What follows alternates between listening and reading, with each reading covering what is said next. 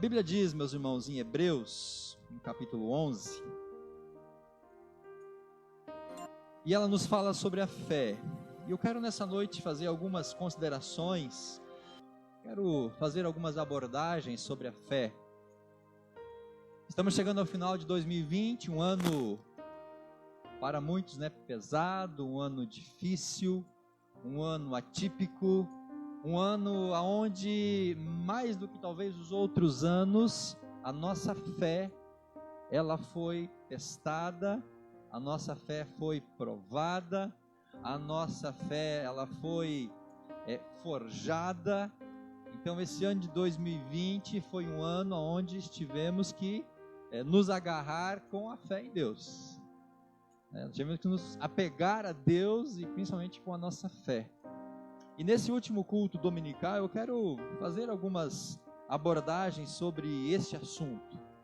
Reconhecendo que falar sobre fé não é uma tarefa muito fácil.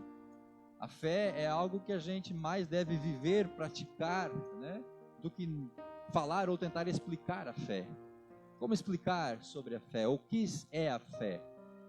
Mas eu quero que você pense neste tema que é muito importante e que você, durante essa mensagem, durante esse tempo que vamos estar aqui conversando, você pense na sua vida de fé, pense nesse ano de 2020, pense como você está planejando o ano que vai começar e que, acima de tudo, você decida nesse final do ano e no ano que vem fortalecer, renovar, alicerçar, estabelecer bases sólidas para a sua fé.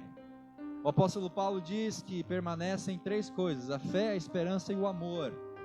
Então a fé, ela é o tripé da nossa subsistência como discípulos, como pessoas, como famílias. Fé, esperança e amor. Nós precisamos desses três elementos diariamente na nossa vida. Se a gente perder a fé, o que sobra para nós, meus irmãos? Se a gente perder a esperança, o que sobra para nós? E se perdemos o amor, também o que sobra para nós? O apóstolo Paulo diz que aqui nesse mundo, esses três elementos são importantes: fé, esperança e amor. E ele completa dizendo que o maior é o amor, porque na eternidade o que vai existir é apenas o amor. Na eternidade você não vai precisar de fé, na eternidade você não vai precisar de esperança, mas lá a gente vai desfrutar o pleno amor. Olha o que a Bíblia diz no livro de Hebreus, capítulo 11, os 3 primeiros versículos. Eu vou ler a Bíblia na linguagem de hoje. Diz assim: a fé é a certeza de que vamos receber as coisas que esperamos, e a prova de que existem coisas que não podemos ver.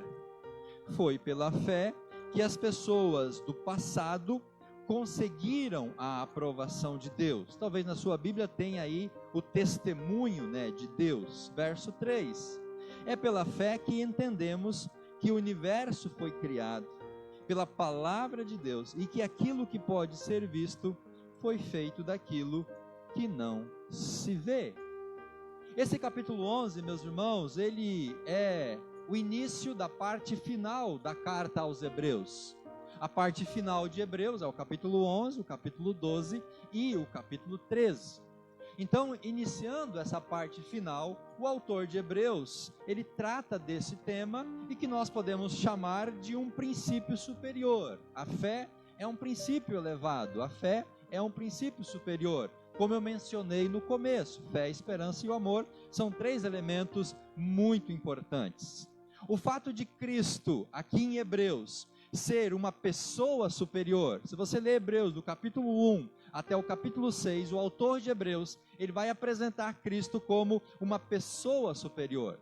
Cristo é superior a Moisés, Cristo é superior aos patriarcas, Cristo é superior aos anjos. Então Cristo, ele é uma pessoa superior a todas as outras, naturalmente, porque ele também é Deus.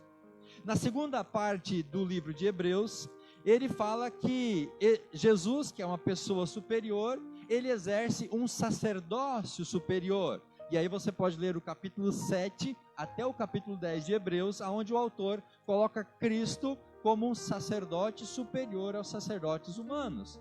Aquele que assumiu a sua plena função sacerdotal. Aquele que ofereceu um único sacrifício, aquele que morreu na cruz e aquele que agora intercede por nós junto de Deus. Então, O livro de Hebreus trata da pessoa superior de Cristo, capítulo 1 ao capítulo 6, trata do sacerdócio superior de Cristo, do capítulo 7 até o capítulo 10, e aqui do capítulo 11 até o capítulo 13, ele vai tratar então desse assunto, desse elemento que é também um princípio superior. E por que o autor de Hebreus, ele trata no capítulo 11, 12 e 13 da fé? Ele trata justamente para nos encorajar a fazer o que, meus irmãos? A nos encorajar a depositar a nossa fé em quem? Ele nos encoraja então a que você e eu, nós possamos depositar a nossa fé em Jesus, aquele que é uma pessoa superior, aquele que é um sacerdote superior, então aquele que é digno de receber a nossa fé. Amém, queridos? Eu sempre costumo pensar que o problema não é a falta de fé. Eu sempre costumo abordar o assunto dessa maneira. As pessoas têm fé. Você é uma pessoa de fé. Você crê em alguma coisa. Eu quero crer que aqui nesse plenário, você que está nos ouvindo da sua casa, não temos nenhuma pessoa que se declara ateu, ou seja, aquele que não crê em Deus. Você tem a sua fé, você tem a sua crença, mas a questão é em quem e no que eu deposito a minha fé. Aí nós temos uma grande gama de onde as pessoas depositam a sua fé. Quem é aquela pessoa que você coloca a sua fé nela para ser o seu sacerdote, por exemplo? Em quem você confia para mediar a sua relação espiritual com Deus? E aí nós temos uma gama muito grande de opções, mas o autor de Hebreus e a palavra de Deus, ela vai nos conduzir a uma única pessoa. Timóteo fala que há um só Deus e um só mediador entre Deus e os homens, que é Jesus Cristo, o homem. Então ele já nos coloca numa condição dizendo, olha, só existe alguém que pode mediar a sua relação com Deus, e esse alguém é o Senhor Jesus Cristo. Então o autor de Hebreus, ele apresenta para nós uma pessoa superior, ele apresenta para nós um sacerdote superior, e esse Cristo, ele é digno então de receber a nossa fé. E eu gostaria de fazer uma pergunta muito direta para você aqui neste momento. Em quem ou no que você tem depositado a sua fé? Talvez o problema não é a sua fé. Pode ser que você seja uma pessoa de muita fé, mas a questão, talvez, a refletir nessa noite é que esta fé está sendo depositada ou está sendo direcionada para uma pessoa, para uma divindade, para uma mediação que não é aquilo que a palavra de Deus nos revela. E é por conta dessa fé equivocada, ou dessa fé depositada no mediador, no Deus, no sacerdote e na pessoa errada, que falta algo na sua vida e no seu coração. Então o convite dessa noite, meus irmãos e queridos amigos, é que a gente possa depositar a nossa fé, a nossa esperança, a nossa confiança, o nosso amor, a nossa dependência na pessoa do Senhor Jesus Cristo. Amém? Quem eram os leitores dessa carta chamada aos Hebreus? Os leitores dessa carta eram cristãos, pessoas que já haviam conhecido a mensagem de Jesus, a pregação do Evangelho, embora um pouco mais tardiamente, lá do começo do ministério de Jesus. Vários anos já havia se passado desde o ministério de Jesus, da sua morte, até a carta aos Hebreus. Mas eram cristãos, eram pessoas que conheciam o Evangelho e a graça de Jesus. Esses cristãos, eles tinham uma característica: eles eram judeus de nascimento. Por isso, o nome Hebreus, que é uma referência a um sinônimo de judeus. E quando a gente pensa em judeus ou em hebreus, nós pensamos naquele povo que tinha todo um conhecimento da lei de Moisés, aquele povo que conhecia todo o princípio do Antigo Testamento, conhecia as histórias de Abraão, a história dos patriarcas, a história dos profetas. Então era um povo que tinha uma base religiosa pautada na lei de Moisés. Então esses cristãos hebreus ou judeus eram aqueles denominados aqui, os hebreus. E qual que era a condição desses irmãos hebreus? Eles estavam sendo perseguidos. Eles estavam sendo tentados a abandonar a fé em Cristo como uma pessoa superior, no Cristo como um sacerdote superior, e eles estavam sendo coagidos a abandonar essa fé e voltar para os princípios do judaísmo. Então, a semelhança da carta aos Gálatas, eles estavam sendo tentados a deixar a fé em Jesus, a fé na graça, no sacrifício, na morte de Jesus, para voltar à tradição e aos princípios e às leis do judaísmo. Por isso o autor aos Hebreus vai fazer esse apanhado, né, de uma pessoa superior, de um sacerdote superior. Capítulo 11, ele vai trazer vários exemplos que eram muito conhecidos dos leitores, para demonstrar para aqueles irmãos que eles deveriam manter a fé em Cristo, que eles não deveriam abandonar o Evangelho, mas manter essa confiança na palavra de Deus. Então eles estavam sendo tentados a voltar à religião dos seus antepassados, que era o judaísmo, e depositar a sua confiança na lei de Moisés e não mais na pessoa de Jesus Cristo. Então eles estavam sendo coagidos por várias situações a regredir, a voltar, a abandonar a fé em Jesus e voltar às práticas judaicas, que de fato não tinham nenhuma eficácia na sua fé e poder levar elas diante de Deus. Os judeus confiavam, meus irmãos, em coisas visíveis, em coisas materiais. A fé dos judeus era uma fé muito materializada. E aí você pode ter como parâmetro o templo e a estrutura do templo e os objetos do templo. E é interessante observar que hoje muitos evangélicos estão resgatando essa materialidade da sensorialidade, eu acho que essa é a palavra, das coisas materiais. É muito comum hoje muitas igrejas evangélicas, cristãs, terem elementos materiais para ajudar a fortalecer ou, quem sabe, despertar a fé das pessoas.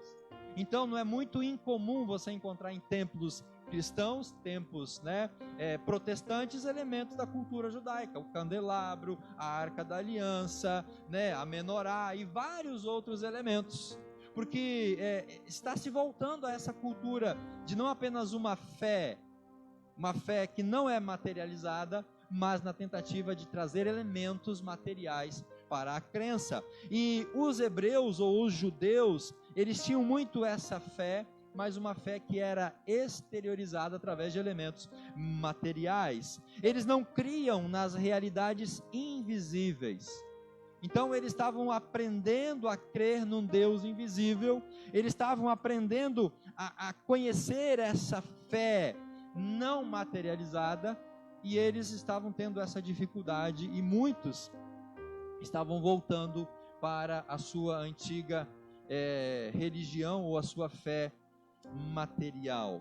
Em lugar deles deixarem ser levar para o que era perfeito, a maturidade, eles estavam retrocedendo para aquilo que era imperfeito. Veja o capítulo 6 de Hebreus, para exemplificar esse conceito, capítulo 6, o versículo 1.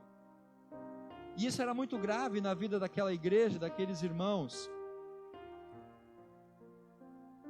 porque eles estavam renegando o evangelho da graça de Jesus. No capítulo 6, no verso 1, por exemplo, o autor dos Hebreus fala assim: olha, vamos em frente, a fim de chegarmos ao ensinamento de adultos, deixando para trás as primeiras lições da mensagem de Cristo. Nós não vamos colocar de novo bases dessa mensagem, isto é, necessidade de abandonar uma vida inútil e de crer em Deus. Então, o que o autor está dizendo? Gente, vocês têm que avançar para a maturidade da fé de vocês, e não regressar para os elementos rudimentares. E também lá no capítulo 10, no verso número 39, se você está com a sua Bíblia aberta, você pode ler junto comigo. Capítulo 10, verso número 39.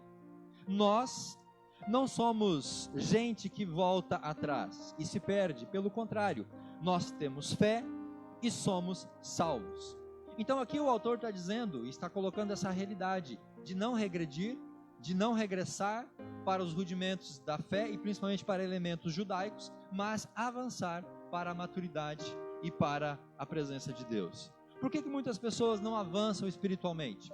Por que muitas pessoas não crescem espiritualmente? Por que muitas pessoas não sentem, muitas vezes, uma presença mais substancial de Deus? Porque elas não avançam no crescimento da fé. Elas estacionam na sua vida espiritual. Então, meus irmãos, o Hebreus 11, ele é um desafio a todos os cristãos. E aqui todos os cristãos são chamados a viver pela fé.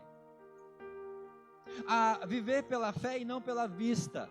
A viver pela fé e não pelas coisas que estão diante dos nossos olhos. Isso é maturidade. Nós conseguimos viver pela fé e não apenas aquilo que nós estamos acostumados, ou aquilo que está ao nosso redor. E nesse capítulo 11, o autor trata de 2 tópicos muito importantes relacionados à fé. O primeiro tópico, ele traz uma descrição da fé, versículo 1 até o versículo 3. E depois, do verso 4 até o final do capítulo 11, o autor ele vai trazer uma demonstração de fé. Do 4 até o 40, ele vai trazer exemplos demonstrando de pessoas que vieram antes de nós, como essas pessoas viveram pela fé e como elas exercitaram a sua fé. Nessa noite eu quero me ater apenas à primeira parte, que é essa descrição de fé. E aí, meus irmãos, o texto que nós lemos do verso 1 até o verso 11, nós não temos aqui, à primeira vista, uma definição de fé, mas nós temos aqui uma descrição daquilo que é a fé. O autor vai dizer para nós que fé, primeira coisa, é certeza. Fé não é dúvida. Fé é certeza. É certeza daquilo que o Senhor nos apresenta no Evangelho, na Palavra de Deus. A fé, ela me dá convicções espirituais.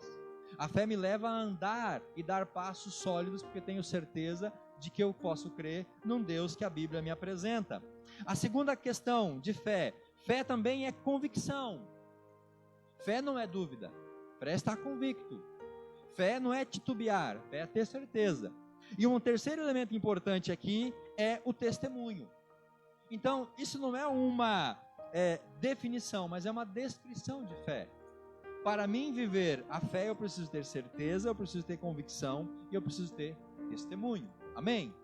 Você tem certeza? Você tem convicção? Você recebe um bom testemunho diante de Deus? Isso é uma boa descrição da fé. Então não se trata de uma definição, mas de uma descrição e daquilo que a fé faz, dos benefícios práticos e como essa fé funciona. A fé bíblica, meus irmãos, ela não consiste em um otimismo cego, em crer em tudo deliberadamente. Aquela fé é vazia, aquela fé tapada, aquela fé até mesmo imatura e irracional. Não, a fé não é uma crença cega. E a fé também não é apenas uma concordância intelectual à doutrina. Fé não é crer apesar das evidências, porque crer sem evidências, ou apesar das evidências, é superstição. Fé não é superstição. Fé é algo mais profundo. Fé é certeza, fé é convicção e fé é testemunho. A verdadeira fé bíblica é uma obediência confiante à palavra de Deus. Então quem tem fé, confia e crê na palavra de Deus. Por quê? Porque eu creio e eu confio na palavra de Deus, apesar das circunstâncias e apesar das consequências. Quando eu creio na palavra de Deus, eu tenho que crer apesar das circunstâncias que eu estou vivendo. O ano de 2020, a pandemia, o isolamento, toda essa situação que nós vivemos, mudou a sua convicção na palavra de Deus? Mudou a sua crença na palavra de Deus? Mudou a sua confiança na palavra de Deus? Se as circunstâncias afetam a sua crença na palavra de Deus, é preciso corrigir alguma coisa nesse conceito de fé.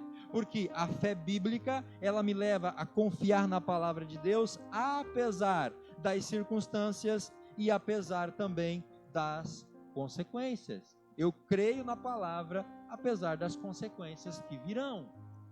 Eu prefiro mais obedecer à lei de Deus do que à lei dos homens. Não importa se ao desobedecer à lei dos homens para cumprir a lei de Deus, eu seja punido e penalizado pela lei dos homens. Então a minha confiança na palavra de Deus, a minha crença na palavra de Deus, irmãos, ela não pode estar condicionada às circunstâncias e nem às consequências. A minha fé me leva a crer na palavra e isso me basta. Essa fé bíblica, ela funciona de maneira muito simples. De maneira muito simples. Deus fala, nós ouvimos a sua palavra, nós confiamos na sua palavra e nós agimos de acordo com a sua palavra. Amém? Deus fala, eu confio, eu creio e eu ajo, eu pratico. Eu faço aquilo que a palavra, ela me ordena fazer.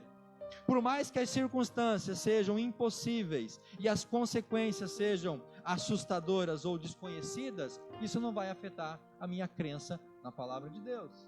Eu vou crer da mesma maneira.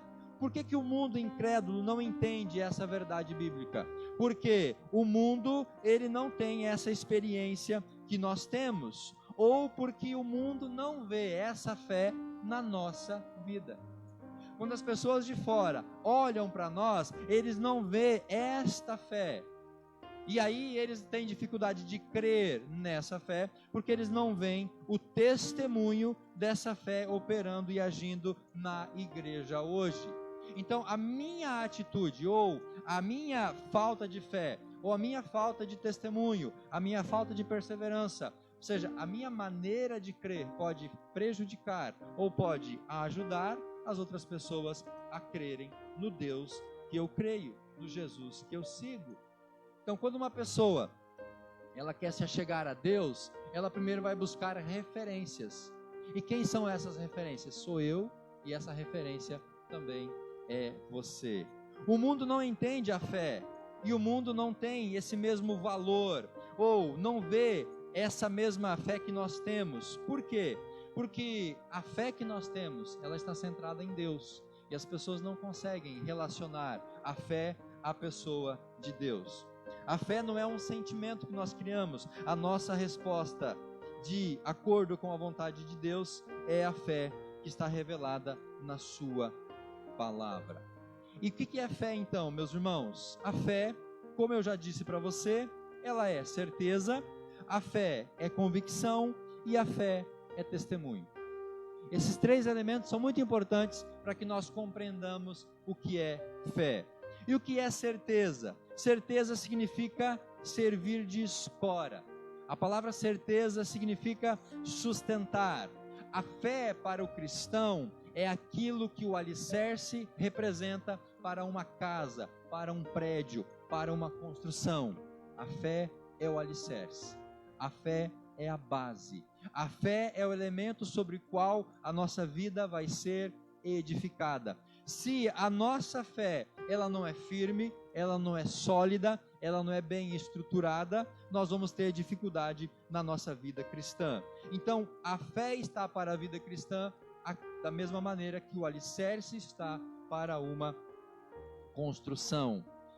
Dá confiança, a fé nos dá segurança e a fé nos leva a permanecer em pé e com firmeza, mesmo que as coisas estejam ruindo ao nosso redor. Por que você está aqui nessa noite? Por que você não abandonou a Jesus e não abandonou a igreja nesse tempo difícil que nós tivemos? Porque você tinha uma fé sólida, porque você tinha uma boa base. E aí, tendo como referência Jesus encerrando o Sermão do Monte, quando vem a chuva, quando vem o vento, quando as ondas batem sobre a casa construída sobre a rocha, ela não cai, ela permanece, porque o seu alicerce era sólido. O que foi, meus irmãos, o ano de 2020, senão um ano de tempestades, um ano de chuvas, um ano onde nós somos assolados por todos os lados. E se nós permanecemos diante de Deus firmes, é porque a nossa fé estava bem alicerçada. Amém? Aquelas pessoas que ruíram ao nosso lado, no sentido espiritual, é uma demonstração ou um apontamento de que a fé delas não estava alicerçada da maneira correta. E, portanto, elas ruíram porque a sua base era instável. A palavra convicção, ela quer dizer persuasão íntima. A convicção íntima dada por Deus de que Ele vai cumprir aquilo que Ele prometeu. A presença no nosso coração da fé recebida de Deus é a convicção suficiente de que Ele vai cumprir a sua palavra.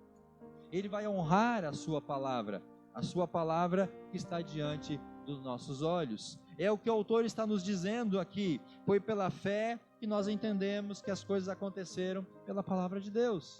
É essa convicção, é essa persuasão íntima no nosso coração, é o testemunho do Espírito Santo, é a nossa vivência que solidifica no nosso coração essa confiança. E nada vai tirar essa palavra dos nossos corações. Lembra da parábola do semeador? A semente que caiu na beira do caminho, vieram as aves, levaram aquela palavra e ela não pôde penetrar, ela não pôde criar raiz, ela não frutificou no coração das pessoas.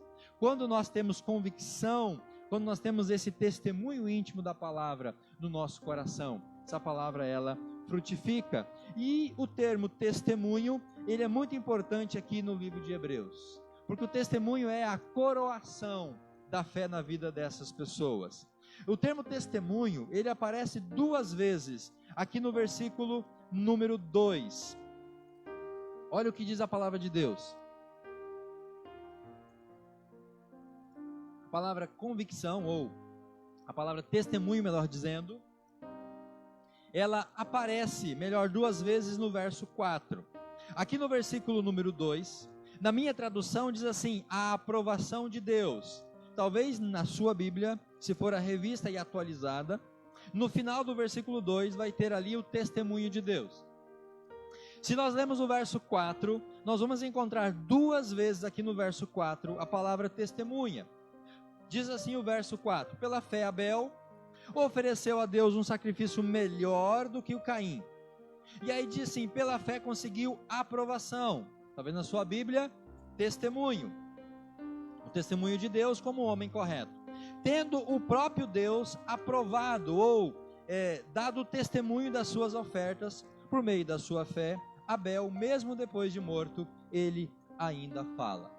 No verso número 5, nós temos aqui também a palavra testemunho. Lá no final do versículo 5, a minha tradução na linguagem de hoje fala assim, as escrituras sagradas dizem que antes disso, ele já havia agradado a Deus. Na versão revista e atualizada, vai aparecer aqui a palavra do testemunho diante de Deus. E a última referência que eu quero fazer do capítulo 11 é lá no verso número 39, onde novamente aparece a palavra testemunho, que diz assim, por crerem, todas essas pessoas foram aprovadas por Deus, ou talvez na sua tradução, se for a revista atualizada, vai dizer, por crerem, todas essas pessoas receberam o bom testemunho de Deus. Então, meus irmãos, a palavra testemunho, ela é muito importante aqui no contexto, porque é esse testemunho de aprovação diante de Deus que vai ser usado a partir do verso 4 pelo autor de Hebreus para demonstrar, para exemplificar pessoas que viveram pela fé. E aí o capítulo 12 começa fazendo um resumo de tudo isso que o autor disse no verso ou no capítulo 11.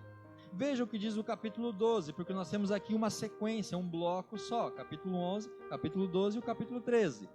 Diz assim o capítulo 12, verso 1, assim nós temos essa grande multidão de testemunhas. Quem é essa multidão de testemunhas? Todos aqueles que ele relatou no capítulo 11. Todos aqueles que entram aqui na galeria dos heróis da fé. Esses formam uma multidão de testemunha que estão ao nosso redor. E aí o autor ele vai nos encorajar, a deixar de lado tudo que nos atrapalha, o pecado que se agarra firmemente em nós e continuamos a correr sem desanimar a corrida marcada para nós, mantendo os olhos fixos no Senhor. E aqui ele vai incentivar aqueles irmãos a não regressar, mas vou continuar crendo na palavra de Deus. Então, essas pessoas que já receberam um bom testemunho de Deus, que agora estão na torcida, estão vibrando para que eu e você também possamos viver pela fé, para que a gente também receba o bom testemunho do Senhor. E aí nós terminamos, irmãos, o capítulo 11, verso 1 até o verso 3, mais especificamente no verso número 3, aonde o autor ele começa a falar de uma fé prática, ou a demonstrar que a fé ela é prática. Olha o que diz o verso 3, é pela fé que nós entendemos que o universo foi criado pela palavra de Deus e que aquilo que pode ser visto foi feito daquilo que não se vê. O autor deixa claro que, apesar do que os incrédulos dizem, a fé é algo extremamente prático. Fé não é teórica. A fé não é superstição. A fé, ela nos leva a viver coisas práticas. Ela permite compreender o que Deus faz e nos permite compreender, ver o que os outros não são capazes de ver. Amém? A fé nos permite compreender aquilo que Deus faz e a ver aquilo que os outros não conseguem ver. Veja junto comigo o capítulo 11 de Hebreus, o versículo número 7.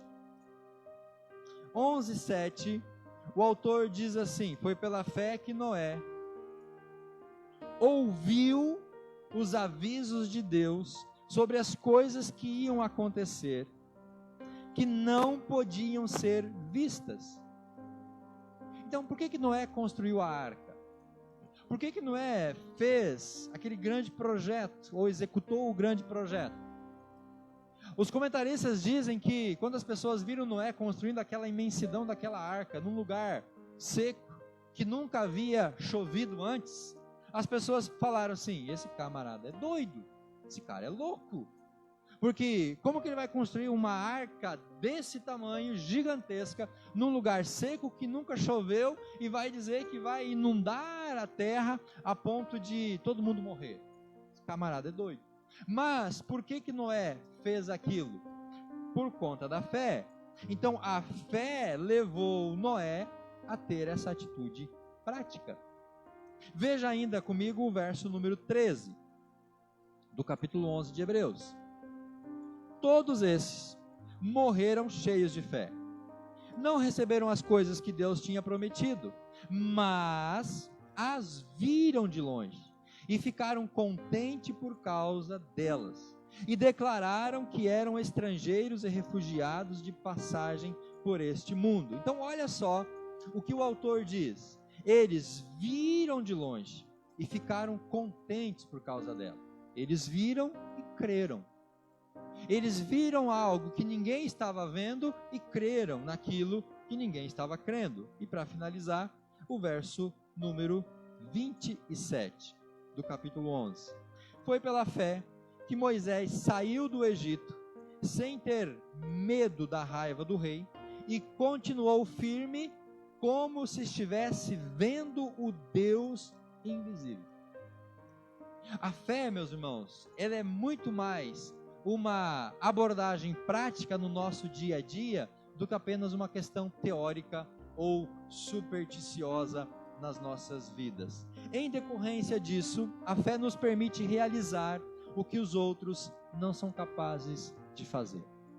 É pela fé que você consegue realizar coisas que os outros não conseguem fazer. É pela fé que você consegue ter e receber coisas de Deus que os outros não conseguem receber e ter. É pela fé que a gente consegue avançar em muitas coisas na nossa vida, naquilo que outras pessoas estão emperradas e estão patinando. É pela fé que a gente consegue chegar mais próximo de Deus, enquanto pessoas se afastam ainda mais do Senhor. A fé permite à alma que crê tratar o futuro como o presente e o invisível como o visível. É só através da fé que a gente consegue tratar o futuro como algo presente e aquilo que a gente não vê como algo visível. A melhor maneira de crescer na fé é caminhar com os que têm fé. Com quem você está caminhando? Quem é seu colega de jugo? Quem é seu parceiro? Com quem é que você gasta boa parte do seu tempo livre? Com quem é que você está andando na sua vida cristã? Quem é o seu companheiro? Quem é o seu melhor amigo? Para quem você liga quando as coisas ficam difíceis na sua vida? A quem você recorre quando as coisas começam a dar errado? Quem é o seu companheiro de jugo? Porque, irmãos, essa expressão não é minha. A melhor maneira de crescer na fé é caminhar com quem tem fé. Porque se você caminha com quem não tem fé, você vai perder até a pouca fé que você tem. Então, se você quer crescer na fé, você precisa estar ao lado de pessoas que tenham fé. Se você quer ser um homem ou uma mulher de fé, cole num homem e numa mulher que você vê que ela pratica a fé. Por que o autor de Hebreus, ele gasta do verso 40 ou 4 até o verso 40 para fazer essa grande galeria dos heróis da fé? Para dizer assim, olha, Hebreus, vocês que estão querendo voltar para a lei mosaica, vocês que estão querendo regredir, vocês que precisam avançar, vocês vão avançar se vocês se inspirarem na vida dessas pessoas que são pessoas de fé. Então, meu amado, se você está andando sozinho, ou pior, se você está andando com pessoas que não têm fé, qual vai ser a consequência disso na sua vida? A sua fé vai cada vez diminuir mais. Mas se você quer aumentar a sua fé, caminhe e ande com pessoas que têm fé. O restante do capítulo 11 é dedicado a um resumo da vida e do trabalho de grandes homens e mulheres de fé do Antigo Testamento. E na vida desses homens nós encontramos os mesmos elementos de fé. E eu finalizo a minha palavra com esses elementos de fé. São apenas 4 elementos. O primeiro deles, Deus falou por meio da sua palavra. Deus falou através da sua palavra. O livro de Hebreus, no capítulo 1, no versículo 1, o autor começa falando exatamente isso. Ele diz assim, capítulo 1, verso 1.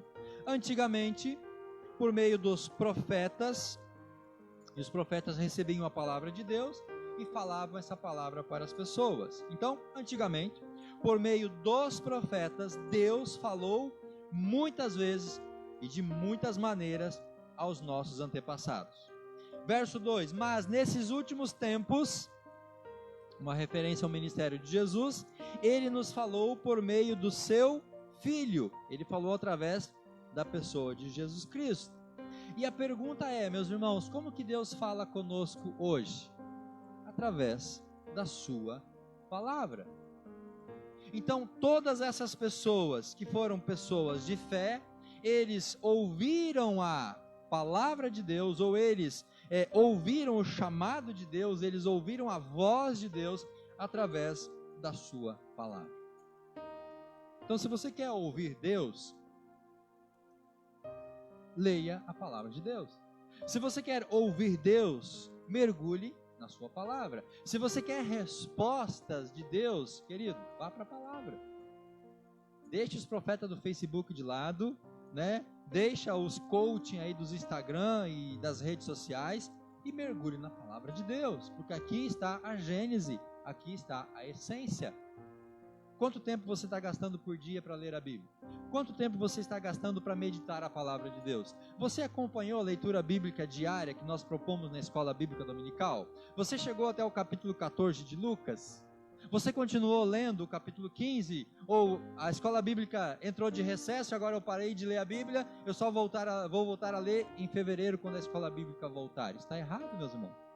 Então, se eu quero ouvir Deus, não tem outra fórmula a não ser eu vir para a palavra de Deus. E todos esses do Hebreus capítulo 11 foram homens e foram mulheres que ouviram Deus através da sua palavra. Segundo, o ser interior dessas pessoas foi tocado de maneiras diferentes. Então, se você quer ser tocado por Deus, peça para que Deus toque você. Não procure a mesma experiência da pessoa que está ao seu lado. Um erro que nós cristãos cometemos é querer que Deus toque ou se revele ou se manifeste para nós da mesma maneira que Ele tocou e se manifestou e se revelou na vida da pessoa que está ao meu lado. Mas nem sempre vai ser assim. Deus vai escolher uma maneira única e pessoal para falar e tocar na sua vida. Terceiro, depois de ouvir e serem tocados, eles obedeceram a Deus. Então, meus irmãos, de nada adianta eu ouvir a voz de Deus, de nada adianta eu sentir o toque do Senhor, se eu não obedecer, se eu não seguir aquilo que Deus está querendo que eu faça. Imagina Abraão lá em Ur dos Caldeus, ele ouviu a voz de Deus, o chamado do Senhor, Deus falou para ele sair de lá e ir para uma terra desconhecida. Imagina se Abraão não tivesse obedecido. Então a obediência faz parte do processo. E último, depois de ouvir Deus, de ser tocado por Deus e de obedecer, Deus confirmou o testemunho na vida deles. Deus ratificou e Deus disse: você ouviu, você sentiu o meu toque, você obedeceu, então agora você vai receber o bom testemunho. Agora você vai ser aprovado diante de mim. Amados irmãos, aqui nós temos então elementos para a gente pensar sobre a nossa fé.